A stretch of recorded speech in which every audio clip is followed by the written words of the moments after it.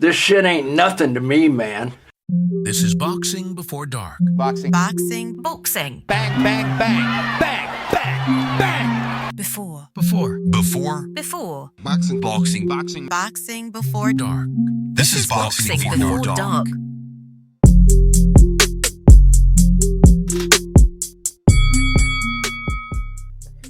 On that pleasant note, Boxing Before Dark. Holy shit, it is a hot one here in Arizona. We're sitting at a balmy 95 or 35, as you might know it elsewhere. Shanada, how's Japan? It's good. I'm getting the last of my tourisming in and making my final plans. Gonna get a souvenir tattoo in July if I can make the timing work. And in June, I'm going up to northern Japan to see some rice fields that are planted to look like pictures. It's gonna be excellent. So, would you have to have a drone go up to get, the full view? Possibly. I am assuming that a lot of them have a tall lookout point near them. I would think so, yeah. If they don't, I'm gonna be very disappointed, to say the least. Because otherwise you're just looking at rice paddies. Yeah. The pictures look really cool. So, plus I haven't been to Aomori yet. I was checking yesterday, and there's 47 prefectures in Japan, which is crazy. I've been to 15 of them, but Canada only has 10 provinces. I was wondering how many prefectures there were. 47 prefectures. That sounds not too dissimilar from US, of course, 47 and 50. Yeah, but the size of Japan is smaller. I was expecting 20. Oh, yeah, I see what you mean. Okay. Yep. Understandable. But places like Iowa, where there's not a whole lot going on, they have 100 fucking counties. And it's not a very big place. I see you're putting it in fucking freedom terms. Yeah, I think the big difference here is I don't think the prefectures have much legal power. It's not like Canada and the US, so it doesn't matter how many there are. A nominal jurisdiction? Yeah, I think everything here is mostly federal or city. I found out it's illegal to ring your bicycle bell in Tokyo if you're on the sidewalk and coming up behind someone. Why? I don't know. The bicycles here scare the shit out of me sometimes because I don't know they're coming and they don't make any noise. So you can't ring a bell. What if you get a honker? Also illegal. You can't make noise? surprise. Yeah, you can't surprise pedestrians with noises. I'm trying to warn you that I'm coming up behind you. I'm not trying to scare you. No sense to me. The whole point of the bell is so they don't crash into you. Yeah, so that you can hear that I'm coming and kind of move out of the way a little bit. Yeah. Well, you know who didn't move out of the way? Takeru. And he got Rodtang just on his ass multiple times. That was just a one-sided beating. It was kind of sad. Seeing a legend like Rodtang get done like that. But it wasn't sad because it's Takeru in his last fight ever. He had announced win or lose, he's retiring. Well, he made the most of his last fight, for sure. And he was having fun. Did you see the huge smile on his face throughout the whole fight? He was doing, not over the top taunting, but he would, kind of put his hands out or, kind of bump his chest, let's fucking do this. Yeah, I'm beating you at your own game. Because he ate a couple big shots, too. It was just a really fun fight. Everyone should go watch it. Boxing fans will enjoy that one. There's no grappling. At most, if you do clinch, you have to actively continue hitting each other, or else you're gonna get broken up. But I don't think there was very many clinches in this one. No, there weren't. It was mostly distance strikes of Takaru just teeing off on Rodtang's face. The Iron Man got hammered. Rusty. Yeah, he rusted. What's the deal? Like, he had that spat with one FC where he was not going to be renewing his contract with them, which... Well, this fight, he was actually a free agent. They dropped him before the fight. Oh, really? I thought they were dropping him after. No, that was part of the negotiations when they sued each other. Rodtang was a free agent in this fight. And so he won't be working with one anymore, but he's free to take fights with whoever he wants. But after that, I don't know who wants him. It was very clear that he did not take this fight very seriously, which is unfortunate. He knocked out Takaru in the first round in the first fight, and I think he thought he could just come do it again without the proper preparations. I made it look easy the first time, so it'll be easy the second time. Yeah, Takaru's even older now, because that was a couple years ago now. So are you, bitch. Yeah. What do you think? You've been taking fights too, man. And Rodtang always takes punishment. That's kind of his deal. Like the Iron Man, he has an iron chin. You can't break his chin, so you would think. But it got broken. Ugh. I like Rodtang, but this made me happy. Like, Takaru is such a legend, and it's his last fight, and he got to go out with an amazing knockout stoppage of the guy who never even gets knocked down. It was excellent. Fucking movie level writing. Yeah, his biggest rival, or one of his biggest rivals. Yeah. Yeah. And he got it back in Tokyo in front of a home crowd. It was excellent. Good stuff. That's on the One Samurai event. If you haven't seen it, you should definitely catch it. I think One has all those fights up on YouTube for everyone. Really? I might be misspeaking. I'm pretty sure outside of Japan it's up on YouTube. I got it on live.onefc.com. So okay, yeah, a lot of that stuff gets put up on YouTube. Yeah, it usually does. Like, they usually put their stuff up on YouTube, which is really cool. Yeah. Into the boxing chatter. The survey continues. bxng.co/survey. Tell me what you think about the titles. Which ones do you think are more prestigious than the others? Which do you think are more corrupt than the others, or least corrupt? bxng.co/survey. And the Muhammad Ali American Boxing Revival Act. I'm not stopping until this shit is over. Go to lbxmedia.net/bsides. There's a link right at the top. It takes you to the Senate website where you can find the contact information for your senators. And the website has my website has a blurb that you can use on, like, how you contact them, whether you do like a phone call or an email, or if you want to do pen and paper, snail mail. This is the type of stuff that senators listen to, legislators in America in general listen to.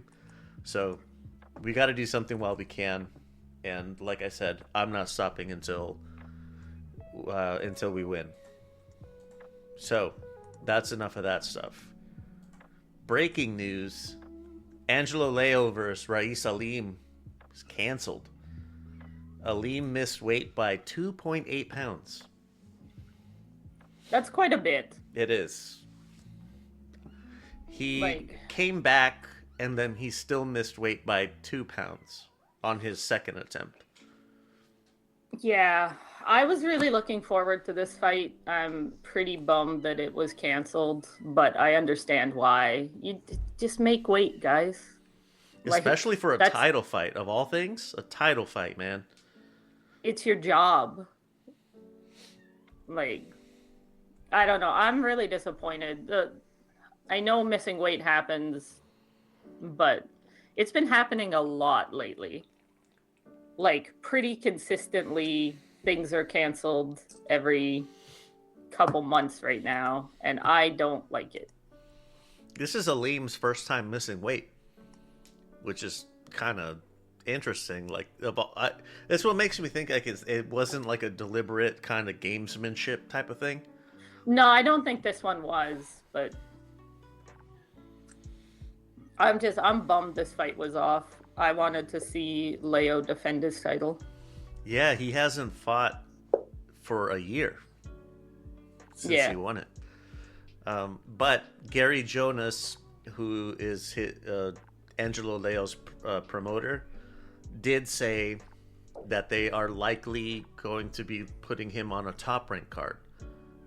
Now that Top Rank has a secure broadcast deal.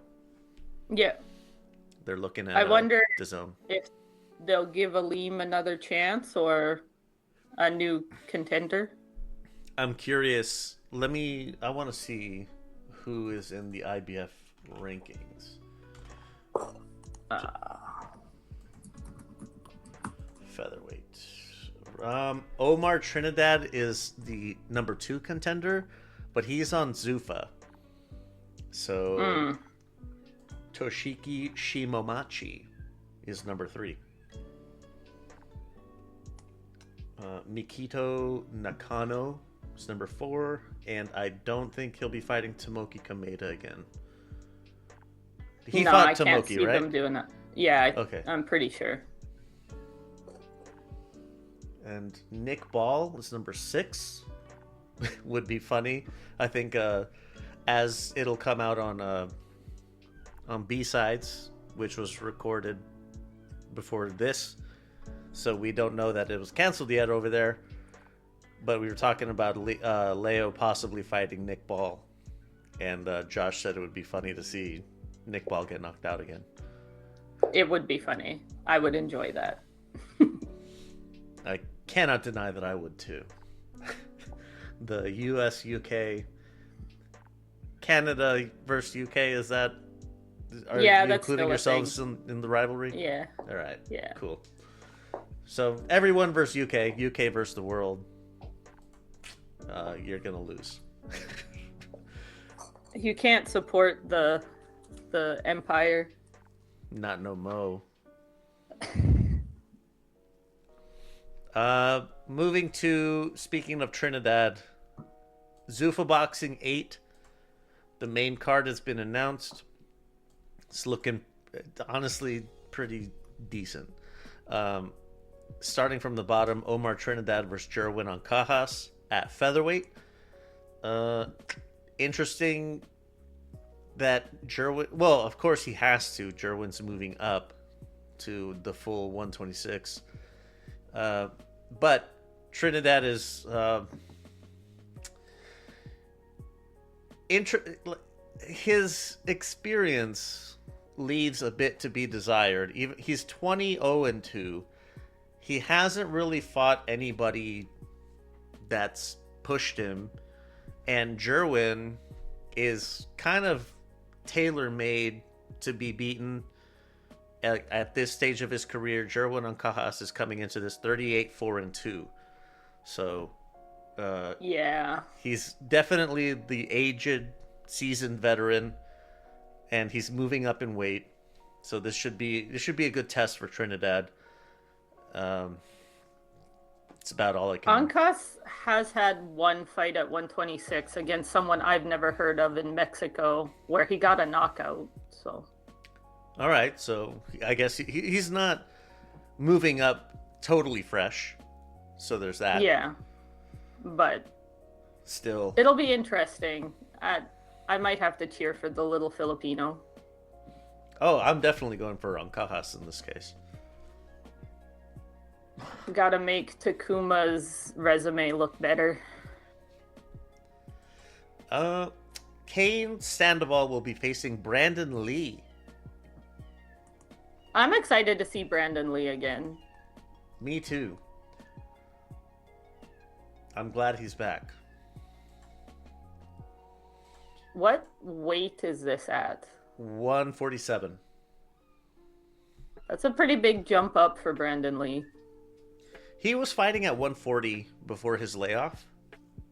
So, kind of makes sense that he would, like, he took a lot of time off. He's not gonna can't shrink back down to 40 with Zuffa. But yeah, I don't know Sandoval. I feel like I've heard his name, but just with I don't related remember to him. Zuffa. Yeah. And in the main event, Rayo Valenzuela rematching Edwin De Los Santos, this time at 135. This should be a good fight. Yes. I think. I think so too. Rayo has grown quite a bit since his loss to De Los Santos. So, should be a good time. Yeah, yeah. De Los Santos still has that power threat presence, or aura, I think the kids are saying these days. So it should be fun. I think Valenzuela has gotten better though. It should be a closer matchup. De Los Santos' time since their last fight has not been very well spent. Rayo's been fighting, winning, won a title, lost a title as well, I guess, but still, he's been spending his time a little bit more wisely, I would say. But yeah, Zuffa Boxing 8 will be on Paramount Plus, as usual. This one is happening outside of the Apex. That's exciting. This is at the Cosmopolitan in Vegas, the Chelsea Ballroom. It's actually, that's a pretty nice venue. Still kind of small, but it's a nice venue. And maybe Zuffa will realize that having a gate is helpful. Yeah, maybe. Whatever hastens their departure, so I'm gonna hope they don't figure that out. Fair enough. Moving on, the Mason brothers will all three of them will be fighting on the July 4th Top Rank card. Abdullah's I have to say, I brothers. didn't know there was 3 of them. I think there are more. I think it's just 3 that fight, Interesting. like the Russells. But yeah, Fair enough. I like the Russells better, probably. I think Abdullah Mason and his brothers are like the next version. Jin? Yeah. They're not gonna. I don't think Abdullah is. Can he? I was gonna like compared to Gary Allen, the senior, The oldest one? the oldest Yeah. one. Yeah, I'm wondering if Abdullah Mason can replicate his success, because I'm super high on Abdullah, so I'm biased as fuck here, but. Apparently there's 5 of them. All right, well. 5 Mason bros? Yeah. I think that's how many Russell brothers there are. The brothers, according to AI, are sometimes referred to as the Jackson 5 of boxing. Hilarious. Interesting. It's probably something one person said and AI pulled it out, but AI also said that we're a true crime podcast, so. and that Nathan is Nasty Nate. That came from a review on Apple Podcasts. Excellent. I love it. Whoever reviewed that, kudos. Yeah. Nasty Nate, wordsmith, gets all the babes. At this point, he's got the babe. He's I was gonna say, I think Nate's off married, the isn't market. he? Yeah, It's a loss for all of us. I'll never get my hands on Nasty Nate.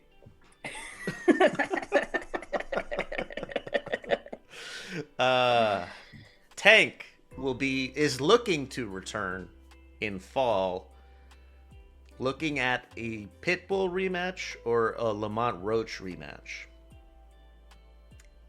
Either way, I kind of hope he loses. I was gonna say, I have to cheer against Tank, no matter who he's fighting. I think Roach beats him again. I do too. More convincingly. Honestly, he's been gone for quite a while with problems. Pitbull might be able to beat him, depending how he returns. I can't imagine his head's been in boxing lately. Probably not. I'm also not 100% convinced this even happens. I'm not either. It was just on the rumor mill. Yeah. Also, not on the rumor mill. This one's a little bit more based in fact. Samson Lukowicz has confirmed that Sebastian Fundora is going to be returning later this year in September or October. Possible opponents include the Zayas Boots winner. I think that's the least likely of them. Josh Kelly, or his WBC mandatory Virgil Ortiz. Second least likely, I think. I think it's going to be Josh Kelly. I would agree. And honestly, I would like that. Me too. I want unifications. Yeah. And Josh Kelly's the less scary of all of those fights. So we're assuming Boots beats Zayas, but just in the off chance that Zayas beats Boots, that is a man that is riding the highest of momentum waves. Yeah. Like holy shit level momentum. Yeah. But I want the unification with Josh Kelly, and then a undisputed fight with whoever wins that other one. Hell yeah, that's what I want to. 100%. Sorry, Virgil. The chair is in the corner. Yeah. I do feel bad for Virgil, but I want the unifications. Yeah, it would be nice for the Virgil situation to get sorted, just because I really fucking hate the way the WBC does interims. Like, I want this to be consolidated so that we don't have this situation. And I think the Zayas Boots winner, that's a really quick turnaround for them. I think Josh Kelly, he's been out since January, I think. Yeah, it's been a minute for Josh Kelly. And then Fundora's been out since March. So for those two to unify, it makes the most sense. Virgil's still in arbitration or whatever. Yeah. Yeah, I think the Josh Kelly fight's most likely. And it's one that I like. Like, I think Fundora beats Josh Kelly, but not much you can do about it. Oh, man. Speaking of things that you can't do much about, Mayweather Pacquiao 2 changes dates. It's now on September 25th.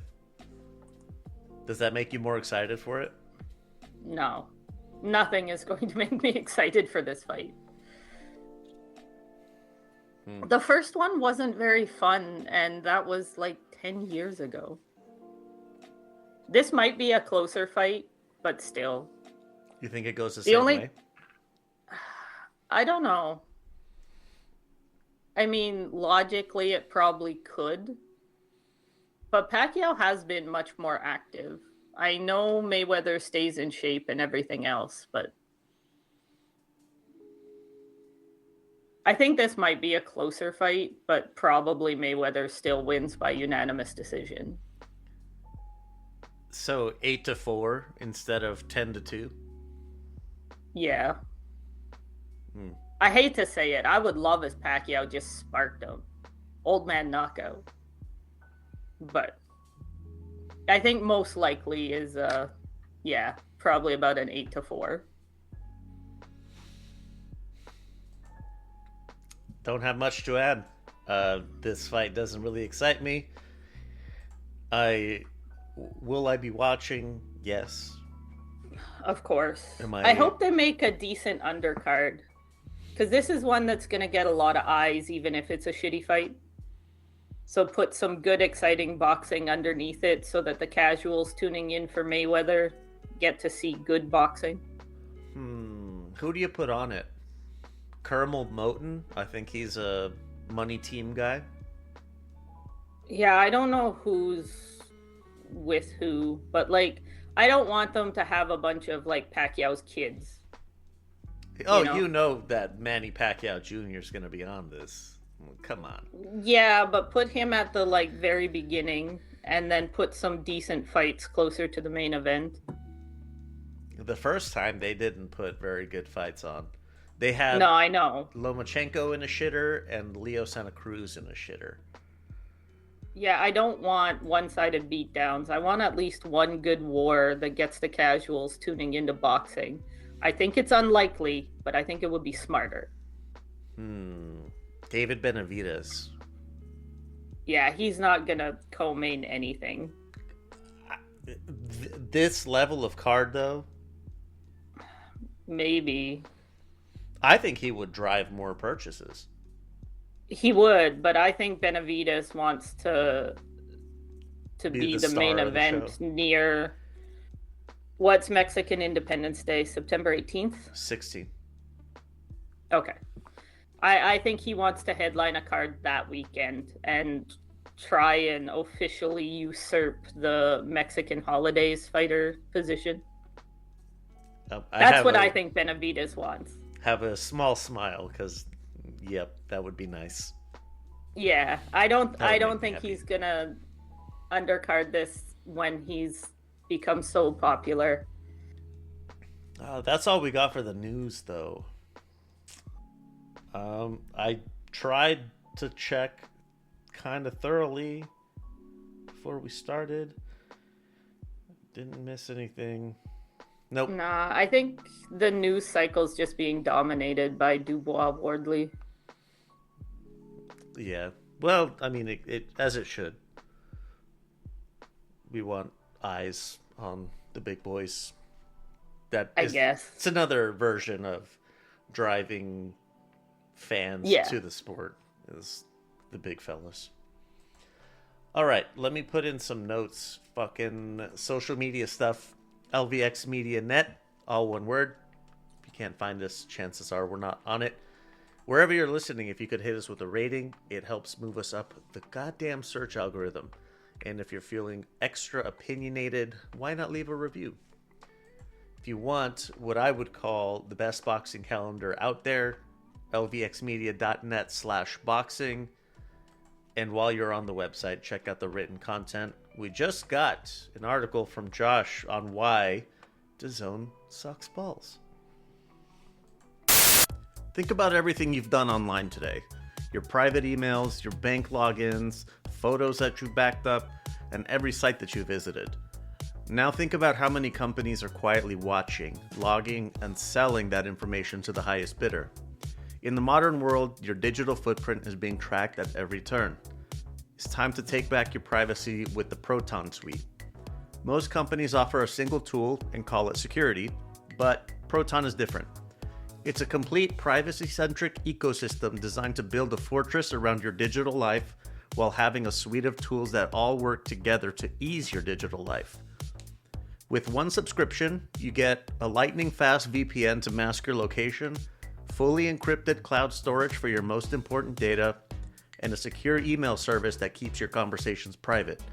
There's also a high-end password manager to ensure you never have to reuse a weak password again. Everything is protected with zero-knowledge encryption, which means only you have the keys. Not even Proton can see what's inside your stuff. Stop being the product. and start being the owner of your data. Go to lvx.be/proton and get your first month free when you sign up with our link. lvx.be/proton. I'm going to keep it a buck with you. After spending 6 years in the military and throughout my life since, I've tried my fair share of energy drinks. All the different brands, all the different flavors, and it took some time to find a favorite. But if you're looking for an alternative to the energy drink jitters and skipping the morning trip to the coffee shop, then you need to try Dubby. Dubby is a powdered energy drink that replaces other caffeine beverages. It contains 0 maltodextrin, 0 fillers, 0 artificial colors or dyes, and no proprietary blends. The star of the show is the coffee fruit extract, which helps with focus without the jitters or crash. Go to lvx.be/dubby and check out all the different flavors. I got Tiger's Blood. It's like a strawberry coconut kind of mix, but I'm definitely going to be sampling the catalog to find the flavor that I like best. We've partnered with Dubby to get that locked in feeling that helps us focus on what we do best. Whether you're getting dialed in for work or getting dialed in for Saturday night fights, let Dubby be your fuel. Go to lvx.be/dubby to shop the flavors, get yourself a nice discount, and help us out in the process. That's lvx.be/dubby.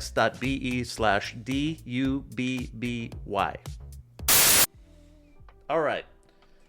Recaps. Let's blow through some shit really quickly because we got 2 major cards to talk about. First one, Wednesday, April 29th, Matchroom on DAZN in Kensington, Victoria, Australia.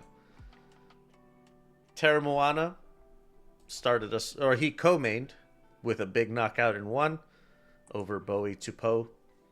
And Scott, they really need to step up his competition. I feel like they have been. I want to see Tera Moana go some rounds. He needs to start skipping steps on his way up the climb. I mean, he's not old, but he is 28. It's time that he goes against people he's not knocking out in 1 or 2 rounds, in my opinion. His competition has been getting stepped up. He's just that much better. So yeah, they need to do a little bit better, do a little bit more, because clearly Tera Moana is capable.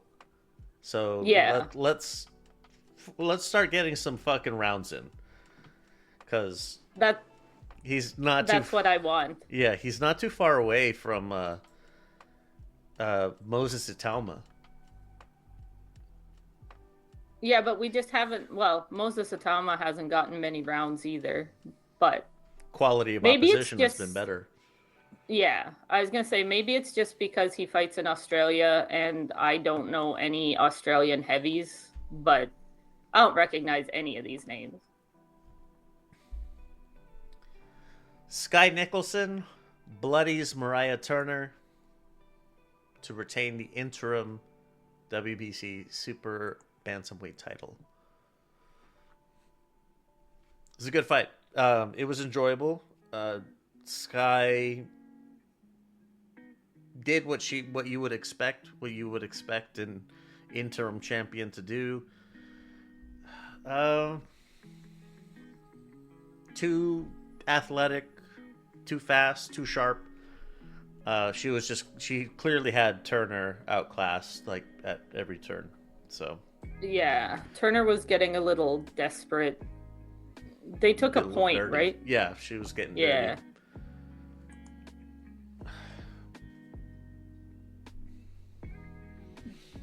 Saturday, May 1st, ProBox TV at the Maryland Live Casino. Senbatar Erdenbot got the win over Kobia Bridi. This is a very it was competitive in the beginning. Kobia gave a really spirited performance, but it became clearer as the rounds went on that Erdenbot is just on the next level, and Bridi couldn't keep up.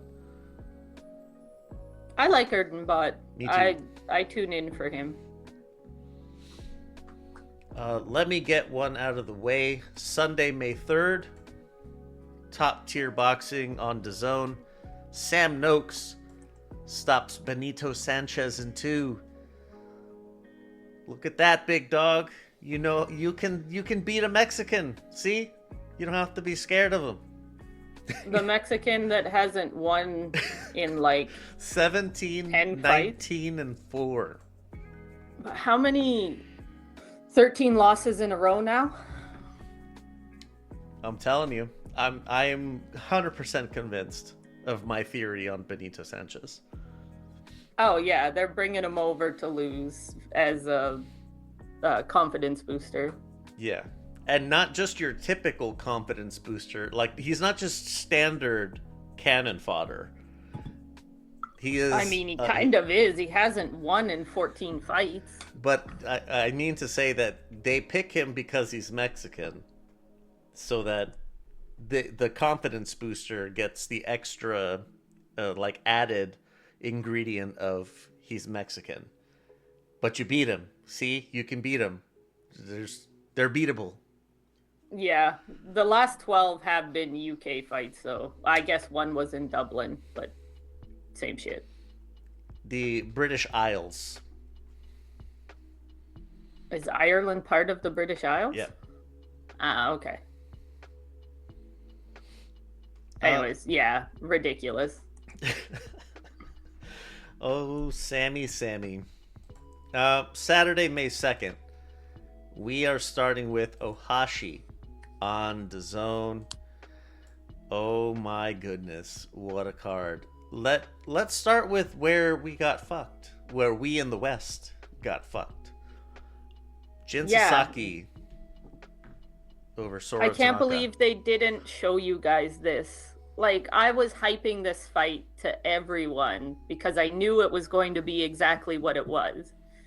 They're basically clones of each other. Like, do you remember in the first Pokemon movie when Mewtwo made the clones and all the Pokemon are fighting themselves? Yep.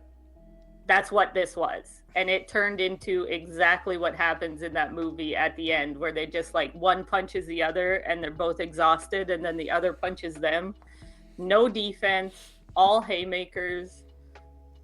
And I could not believe it went to a decision, because how the fuck did neither of you get the knockout? Because Sora Tanaka, I know he's not that famous, but came into this 5-0.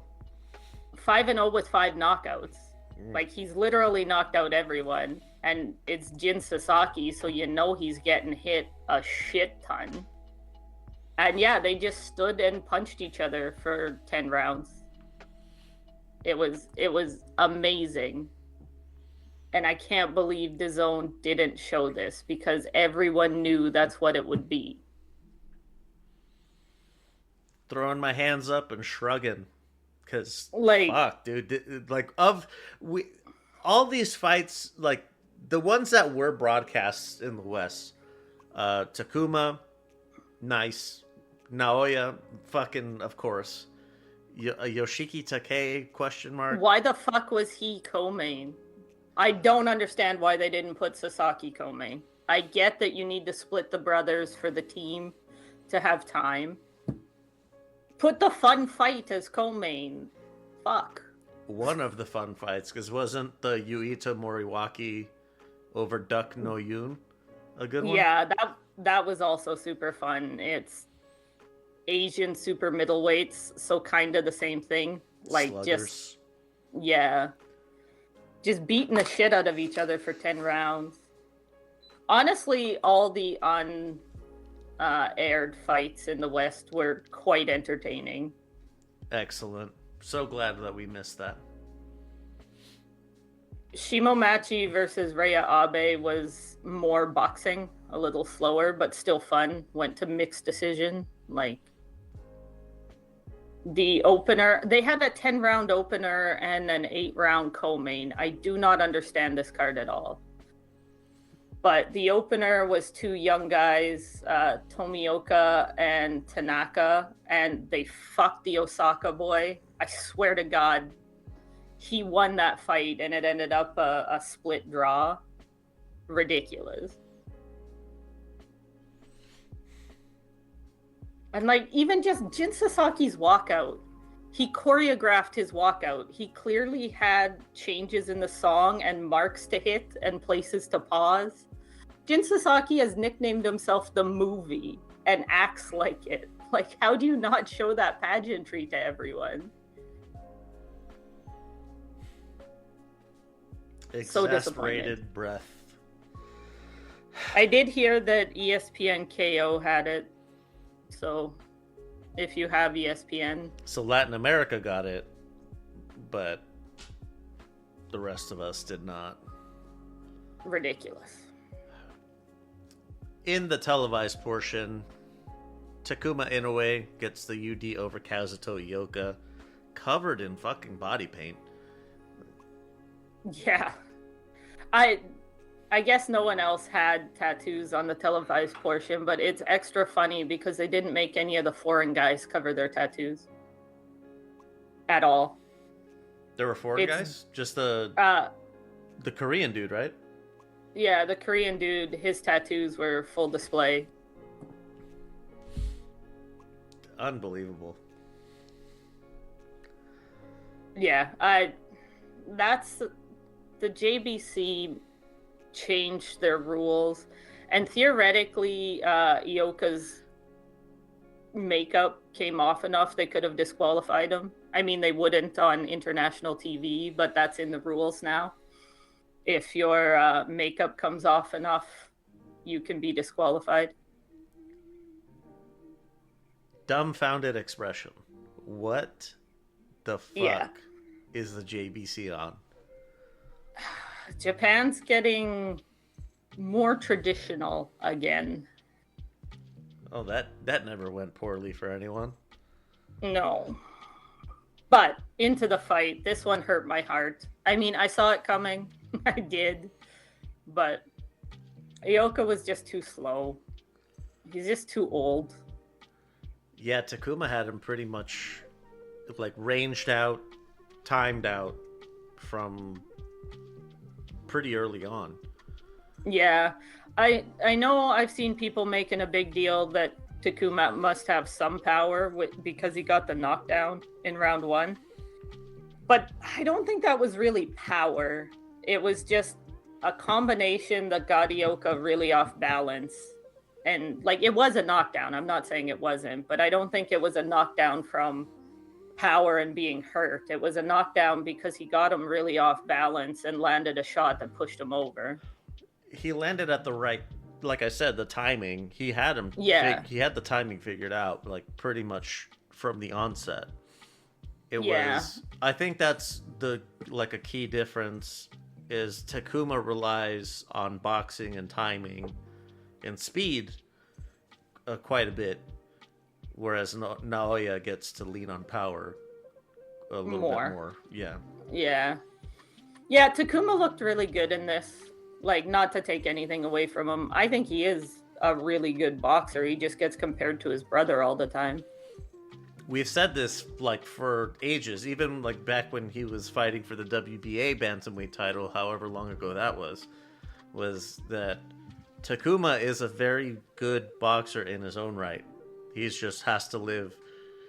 He's like your trips to Mount Fuji. It's always clouded by Naoya. Yeah. But I am glad that Ioka got to fight on the big stage. Even if he lost and he's old and he didn't look his best, he got to fight in Tokyo Dome in front of a sold-out crowd.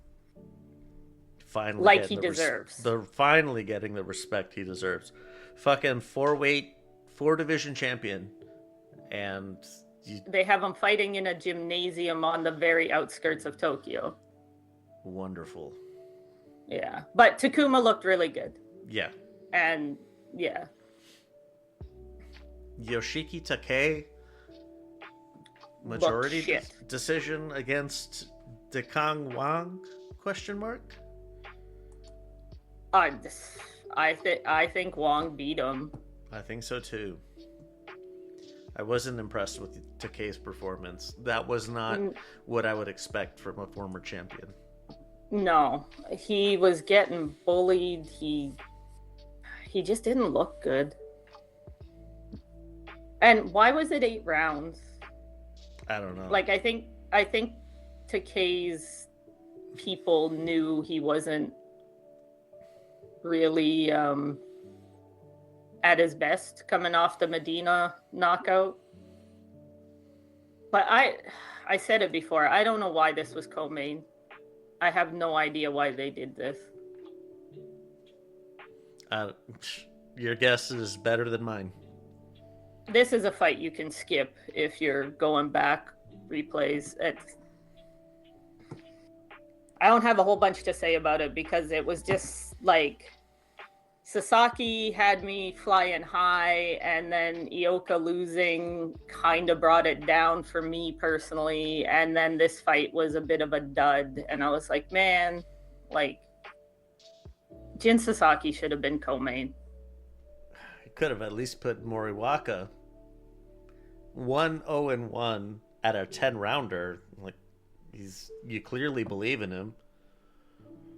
Yeah. Yeah, I don't get the pacing of this card at all. Well, speaking of pacing, Naoya Inoue outlasts Junto Nakatani. I know this isn't the fight that people were expecting, but I kind of saw it coming. Inoue wasn't going to turn this into a firefight because he might lose that. And I thought in the first half of the fight, he had great distance control, and he had Nakatani scared to throw a little bit. Nakatani looked really nervous. Yeah. Yeah. I think Nakatani was a little overawed by the occasion. He hasn't fought in front of a crowd like this before. And he looked nervous walking in, and I think it took him 5 or 6 rounds to kind of get into it. And Inoue took advantage of that. I think Inoue banked most of those rounds. Now, there's going to be a large contingent of people a sizable, maybe not large, but a sizable contingent that are going to say the headbutt shifted the momentum of the fight. It might have. I mean, Nakatani had those 2 rounds before the headbutt, or including the headbutt round. He was looking a lot better. He was starting to press. He was throwing his left. He caught Inoue a couple times. I don't think Nakatani has the one-hit power that people kind of project on him. They always forget that Maloney knockout was late, and he'd been beating the piss out of Maloney. I think he has power, but I don't think he's a one-hitter quitter like everyone says. Yeah. I think I was one of the people who was projecting a little bit too much power onto him. I was of the mind that if there was going to be a knockdown, or like a Naoya being seriously hurt, it was going to be towards the beginning, where it's happened before that Naoya overextends a little bit. Yeah. And then he gets caught, typically by a lefty. Inoue was really overextending in the 9th round. I was worried he was going to get clipped. He was reaching, trying to get inside Nakatani's reach. And then the head clash happened. But, I mean, that happens with Orthodox and Southpaw. And Nakatani has a ton of head clashes in his career. Like, it just happens. Yeah, he had a Nishida. They had a lot of head clashes. Yeah. But then in the 11th, Inoue landed an uppercut that apparently broke Junto's orbital underneath his eye. His coach said that really changed the fight. Like, that uppercut is why Nakatani looked not as good in the championship rounds. I was gonna say, didn't that happen like in the 10th or 11th? I think it was early in the 11th round. Okay, that's what I thought. And Nakatani started putting his hand up like over his eye, and people were crediting that to the blood from the headbutt. But who's his coach? Rudy Hernandez? Yeah, thank you. Has said in interviews, no, that's not what it was. His eye was broken. Jesus.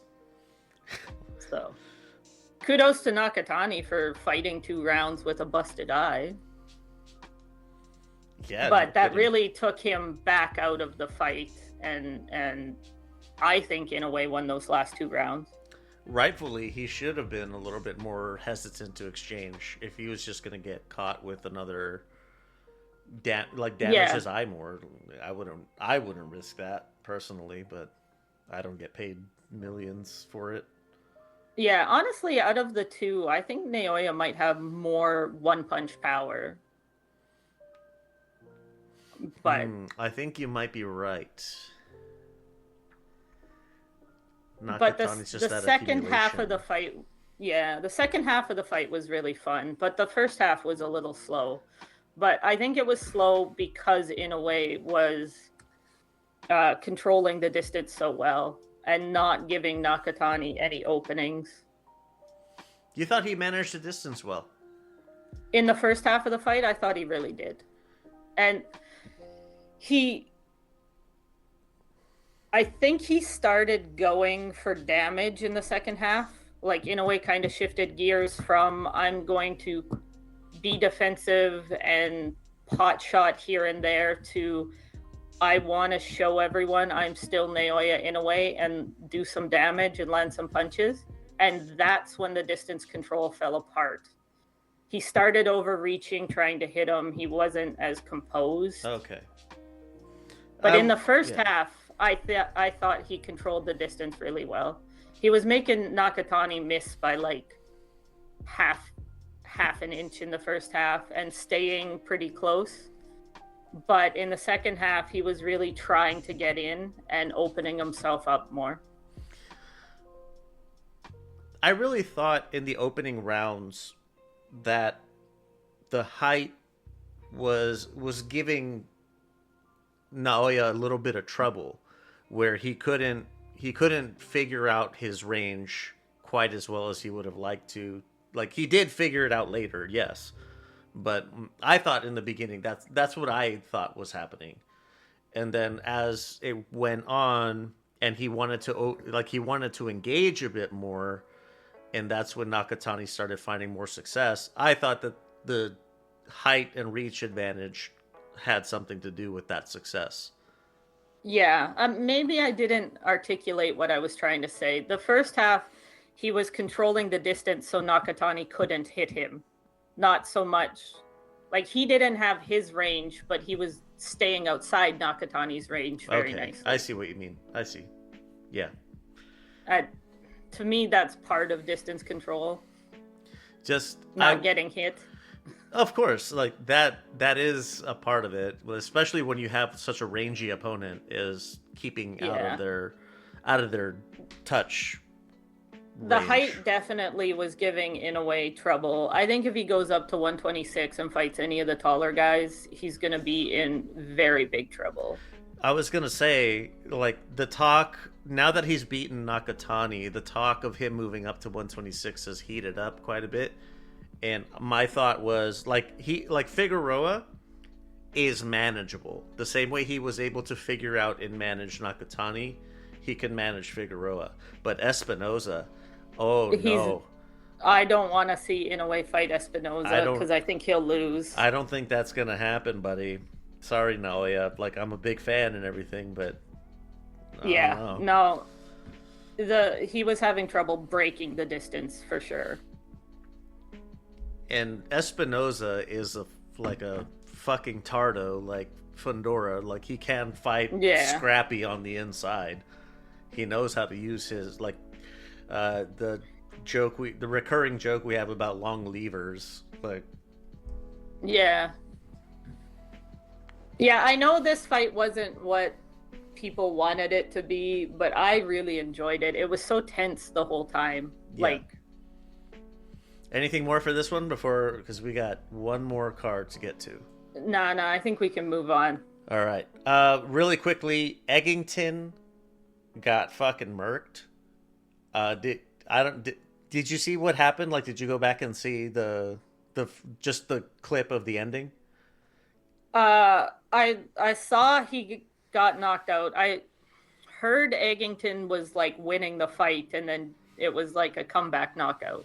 I don't know about winning the fight, but it was competitive. Okay. But yeah, the knockout, like he was zombie, dead on his feet. Yeah. It was pretty nuts. I heard Eggington retired. Good. After. Good. My man has taken more than enough punishment. He always takes punishment, even when he wins. PBC.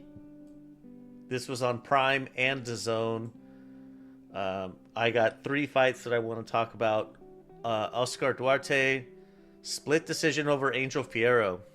I wasn't so sure about this one, but Josh did put me on game, and he pointed out that Angel was, when you have like 2 bulls clashing heads, the one who backs off is usually the one losing.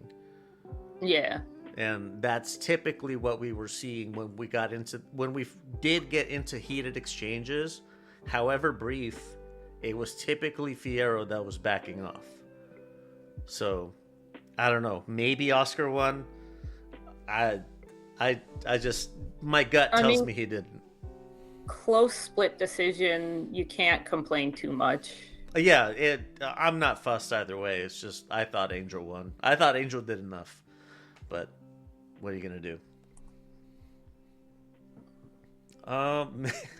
Speaking of what are you gonna do, Resendiz drops the ball, and like he gets swept by Jaime Munguia to lose his WBA super middleweight title. I was really disappointed in Resendiz. So was I. Like, he was outgunned from the very beginning, and it didn't seem like he was interested in trying anything different other than coming forward and trying to, like, swarm. Yeah, like, no adjustment during the fight at all. But Munguia looked more like classic Munguia, I guess. You know, like a lot of pressure, pretty good gas tank. I thought he was a good mix of the new Reynoso version in addition to like classic, because he did have the good gas tank and he was heavy pressure, but he was boxing really smart.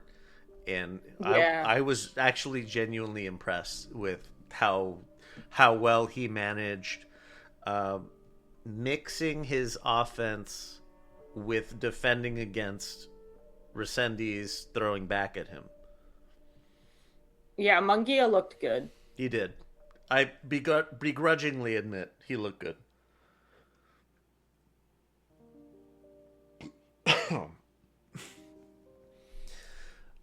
You know who else looked good?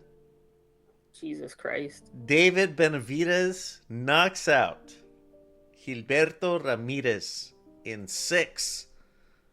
This was fucking terrifying. Yeah.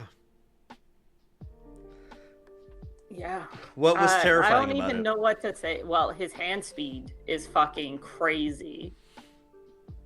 I will say Zurdo looked like he kind of gave up, like, after the first round. I think it was bad coaching, to be honest. I heard on, I forget which of the podcasts I listened to, with Chris Algieri, his theory is that the sparring rumors were true, that Benavidez beat the shit out of Zurdo in their sparring years ago. And Zurdo came in thinking he couldn't win. He came in ready to get his ass kicked. Oof. And in hindsight, I can kind of see where that might be true. Like, I can see that. I agree. Instantly shelled up. Like, before Benavidez even really threw or landed anything serious, Zurdo was already shelled up, high guard. Like, this is gonna hurt type. But well, we've always known that the speed gap was going to be enormous. Yeah, but I expected Zerto to use his footwork a little more. Like, he's not fast, but he cuts some weird angles and stuff. I didn't see him do that once in this fight. I didn't really see him try in this fight. But that's kind of what I mean. Like, I kind of feel like he came in expecting to lose and ready to lose. Whoever his coach is, like, he needs to get a new one. Because his coach was telling him, like, I'm just picking random numbers, but like it's the end of round 4. David Benavidez just landed like a 12 punch fucking combination, and the coach is like, "Yeah, we got him right where he want him. You gotta throw between his punches." Like, are you not watching the same thing that I'm watching? Yeah. The corner work was fucking awful, but Benavidez looks spectacular. Yeah. Absolutely spectacular. And like, I think it was round 1, he shoe shined for a minute, and I was like, fuck, he's fast as fuck. And then in like round 3, he did the same thing, but with some power on his punches, and I was like, Jesus. Like, and Zerto's a pretty tough guy, but that eye looked fucked. It was fucked. Like, he had I think he had broken orbital bones as well. Yeah, man, Benavidez deserves the El Monstro. I like, I can't say it in Spanish, but I like the red bandana better. But man, he deserves the monster now. He earned it. Yeah. After this one, I can't complain anymore. That's like a banner. That's like a marquee award. You earned the monster. But he really did.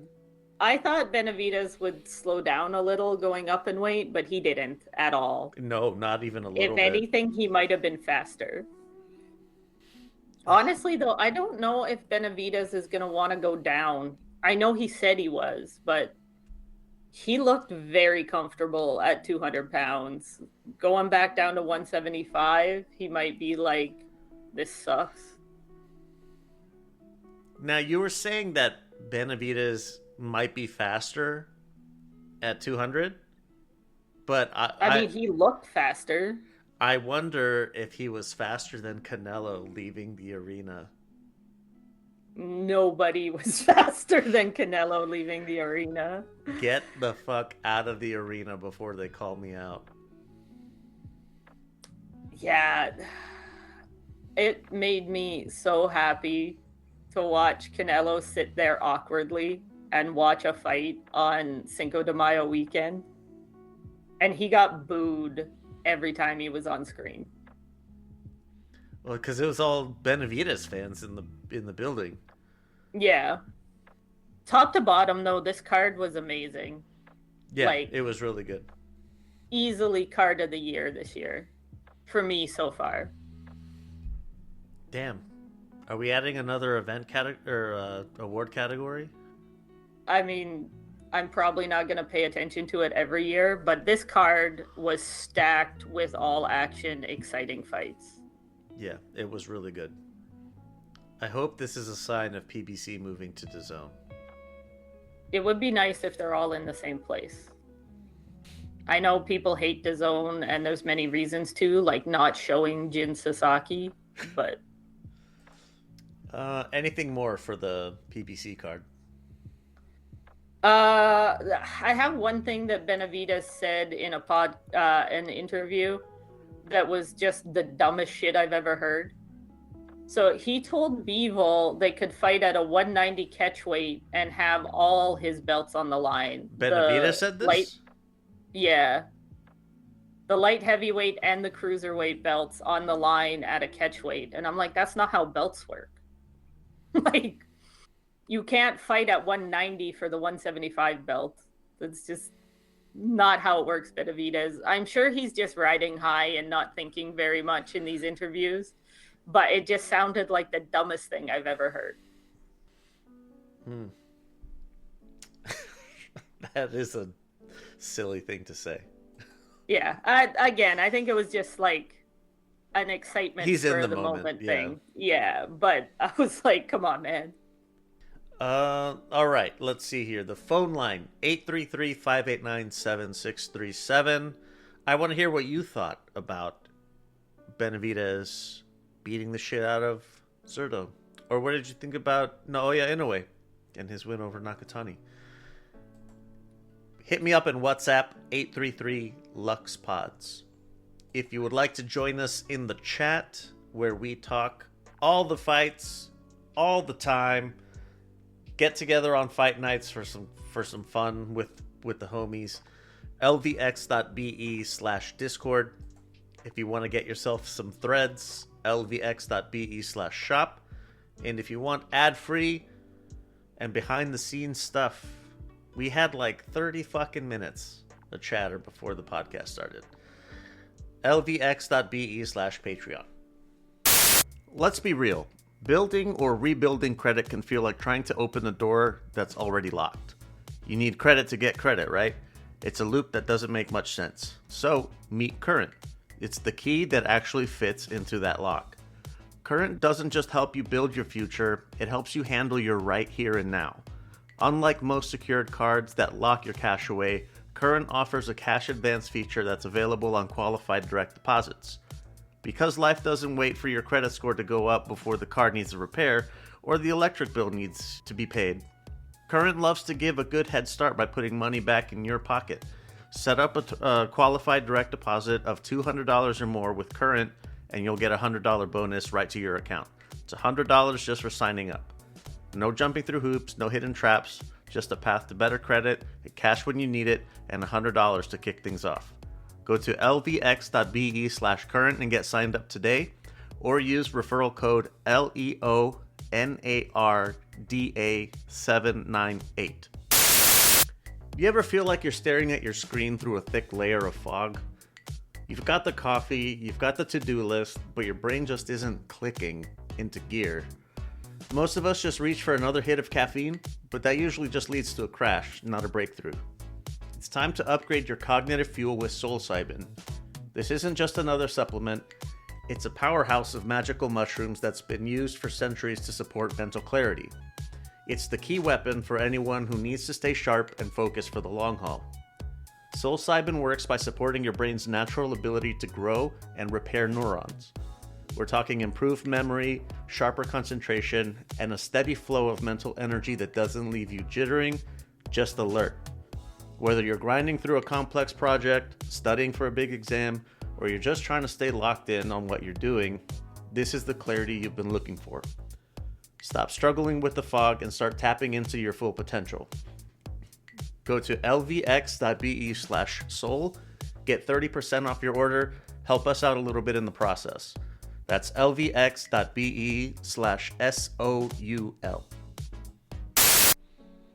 All right. Recaps, and we out of here. Quickly. You mean upcoming stuff.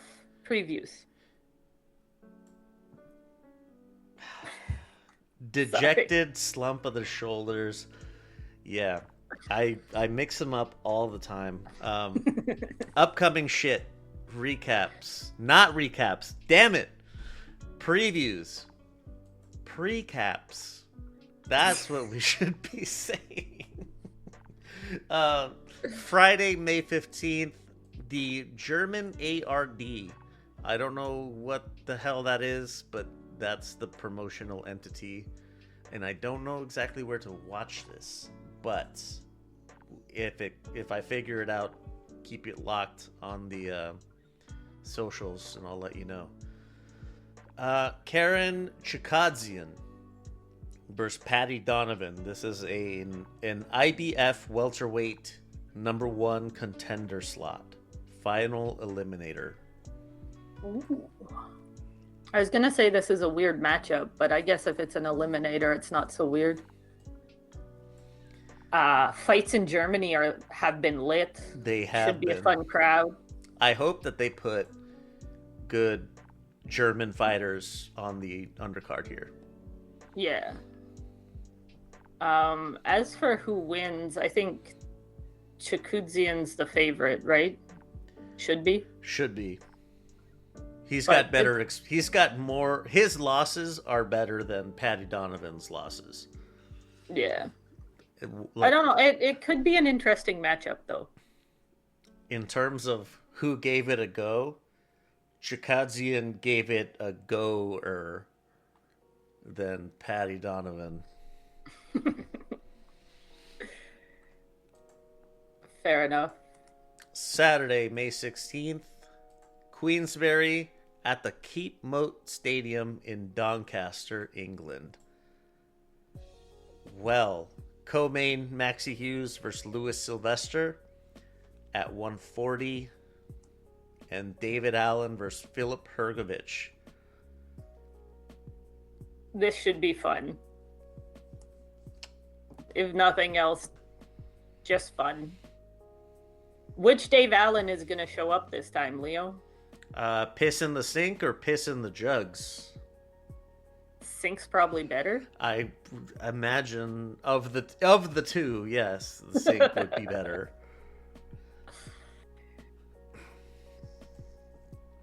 Yeah, I don't know. I'll watch this one just to see Dave Allen's interviews after, probably. And Top Rank also on DAZN at the Scope Arena in Norfolk, Virginia.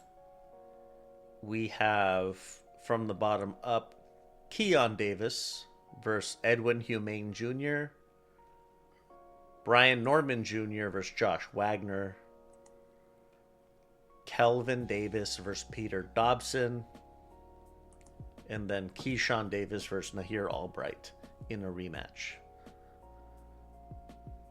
This rematch should be interesting just because of the bullshit that happened after Albright fought the other Davis. And Albright got that unanimous draw with Frank Martin. Yeah. Albright's not bad. I mean, he's not world beater, but he's not bad. We'll see how close to world beater he is when he faces Keyshawn again. Non-marijuana addicted Keyshawn Davis, I'll have you know. Yeah, I don't know where Keyshawn's head's at. He's been a bit of a fuck up lately. Like, he could drop the ball on this one. He could. He shouldn't. I'm hoping for Nahir could. Albright to get the upset, because that would just be too funny. Their first fight was pretty close. Yes. I think it was a majority decision before it got turned to a no contest. Yeah. Should be a fun fight. Also, I gotta shout out the Canadian just because Josh Wagner is from Ontario. Well, you've got vested interest in the card now. Yes. But that's all we got.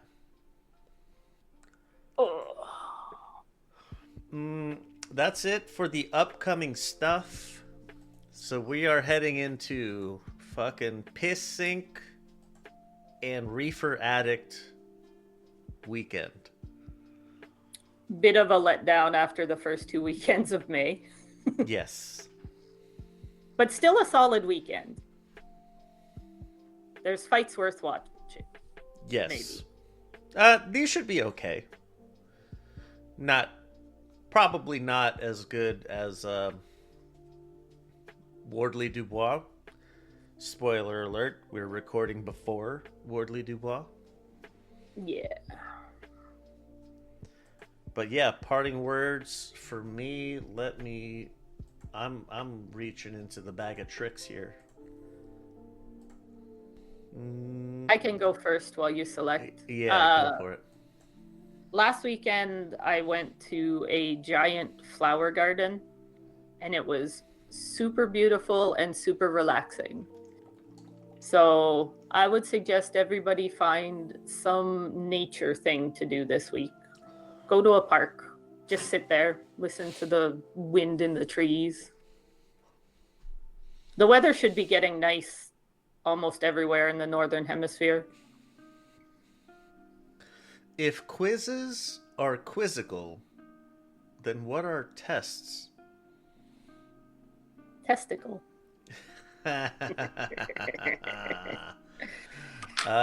Here's a topical one. Why are boxing rings square? Because fuck you. That's why. Fair enough.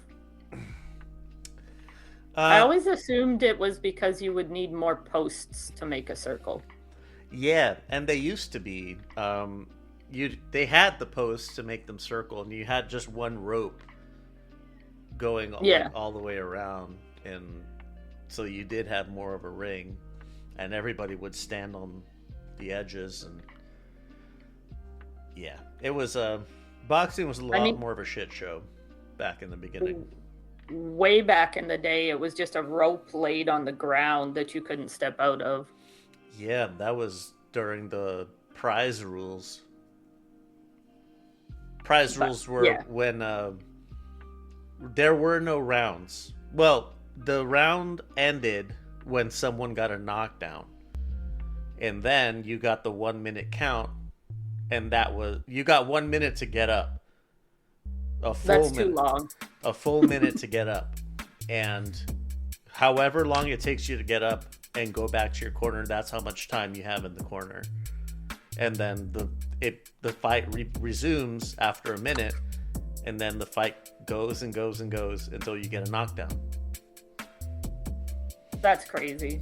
Yeah, prize rules. It was fucking wild. But that's it for this wild edition of Boxing Before Dark. And we'll see you on the other side of old piss jugs. Bye.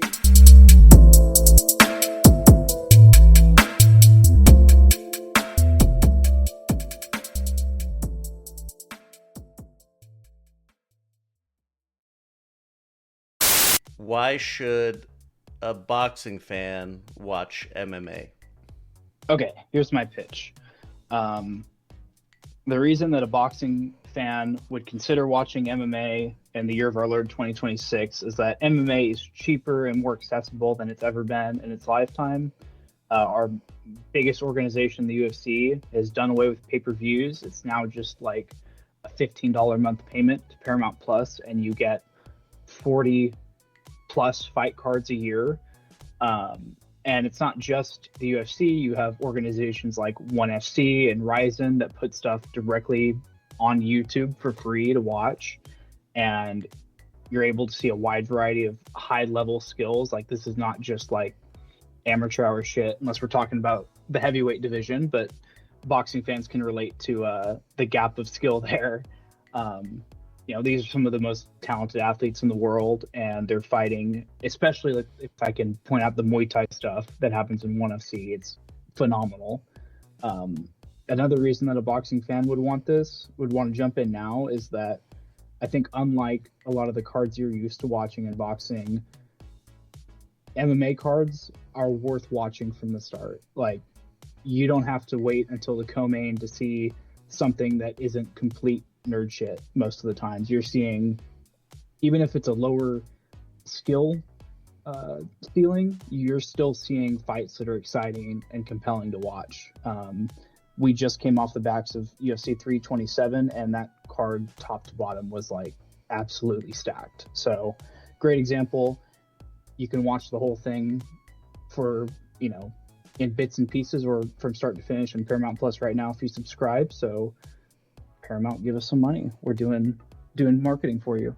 So that would be my pitch. Perfect. If you do decide to give MMA a shot, then why don't you check out Ultimate Effin' Casuals? It's kind of the same format. We talk the fights that happened the past weekend, and then the stuff coming up this weekend. Give it a shot. It's Ultimate Effin' Casuals.